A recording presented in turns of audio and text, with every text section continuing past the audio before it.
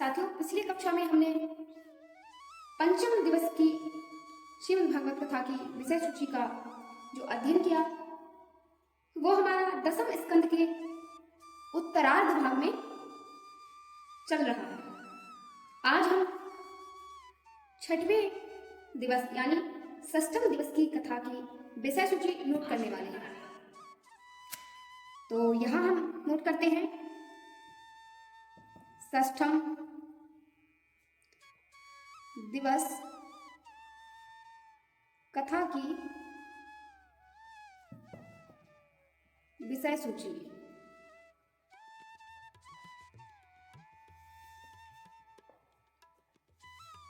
साथियों, छठवें दिन की कथा में हम दसम स्कंद के उत्तरार्ध में ही जो चरित्रों का अध्ययन करेंगे,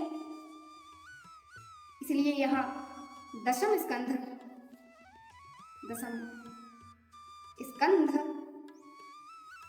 उत्तरार्ध।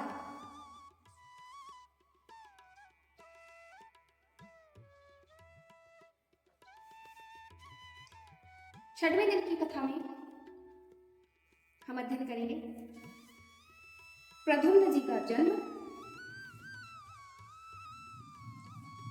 प्रद्युम्न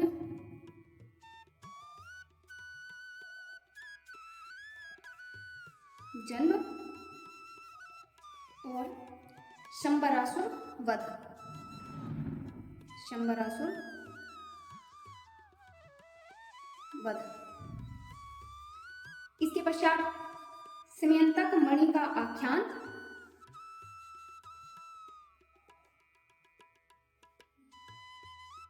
समयंतक मणि आख्यान और इसके साथ ही श्री कृष्ण और बलराम का हस्तिनापुर में गमन। श्री कृष्ण बलराम हस्तिनापुर गमन। साथियों, ये वही समय होगा जब हस्तिनापुर में एक नया इतिहास लिखेगा जो कि युगों युगों तक हम सभी के चित्त में स्मरण रहेगा। इसके पश्चात भगवान के अन्य विवाह किसके साथ और कैसे कब कहां हुए, भगवान के अन्य विवाह। इसके पश्चात भगवान संतति वर्णन और रुक्मी का संहार। भगवान संतति वर्णन व रुक्मी संहार। इसके पश्चात उषा और अनिरुद्ध का मिलन, नृग उपाख्यान। उषा अनिरुद्ध मिलन व नृग उपाख्यान। फिर इसके पश्चात ही पौंड्रक उद्धार, पौंड्रक उद्धार, द्विविध वध, द्विविध वध। इसके साथ ही अग्र पूजा। इसके बाद हम पौंड्रक के उद्धार के बाद साम्य विवाह। साम्य विवाह जब नारद जी को मोह हो गया था, तो भगवान कभी किसी को मोह नहीं होने देते जो भगवान के प्रिय भक्त होते हैं। तो साम्य विवाह और नारद मोह। नारद जी का मोह भंग किया था भगवान ने। इसके पश्चात जरासंध का वध, जरासंध वध। इसके पश्चात अग्र पूजा और उसी समय शिशुपाल का वध। शिशुपाल वध। इसके पश्चात साल्व का उद्धार, दंतवक्र वध। शाल्व, उद्धार, दंतवक्र वध। फिर इसके पश्चात आता है सुदामा चरित्र। सुदामा चरित्र। इसके पश्चात कुरुक्षेत्र में वसुदेव जी का यज्ञोत्सव। कुरुक्षेत्र में वसुदेव का यज्ञोत्सव। इसके पश्चात देवकी के 6 पुत्रों को वापस लाना।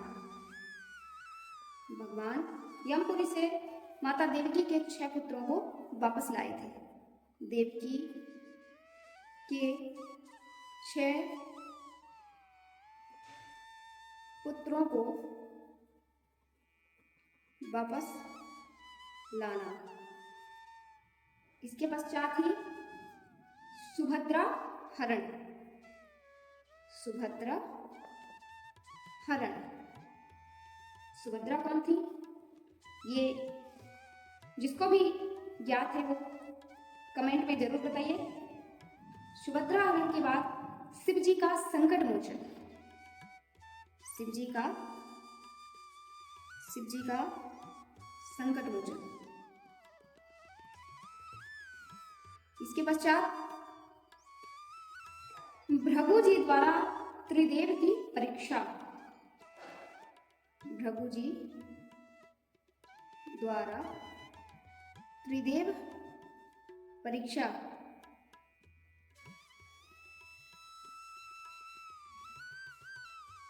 इसके पश्चात ब्राह्मण के मरे पुत्रों को वापस लाना। ब्राह्मण के मरे पुत्रों को वापस लाना। इसके पश्चात हम एकादश स्कंध में प्रवेश करेंगे। हमारा द्वादश स्कंध का उत्तरार्ध भाग भी समाप्त हुआ। इसके बाद हम एकादश स्कंध में प्रवेश करेंगे। यहाँ एकादश स्कंध में यदुवंश को ऋषियों का श्राप लगा। यहाँ पर यदुवंश को ऋषियों का श्राप।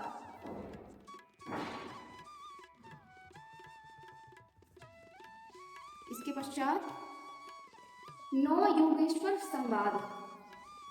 9 योगेश्वर संवाद।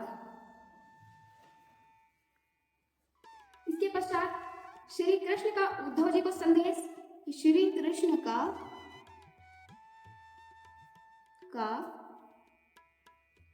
उद्धव जी को संदेश। इसके बाद अवधूतोपाख्यान। अवधूतोपाख्यान। साथियों, इसी के साथ हमारी षष्ठम दिवस यानी 6वें दिन की जो कथा की विषय सूची है वो समाप्त होती है। इसके साथ ही आज की कक्षा को हम विराम देते हैं। फिर अगली कक्षा में हम सप्तम दिवस यानी 7वें दिन की कथा की विषय सूची में हमारा आगमन होगा। चलिए, इसी के साथ आप सभी को राधे राधे।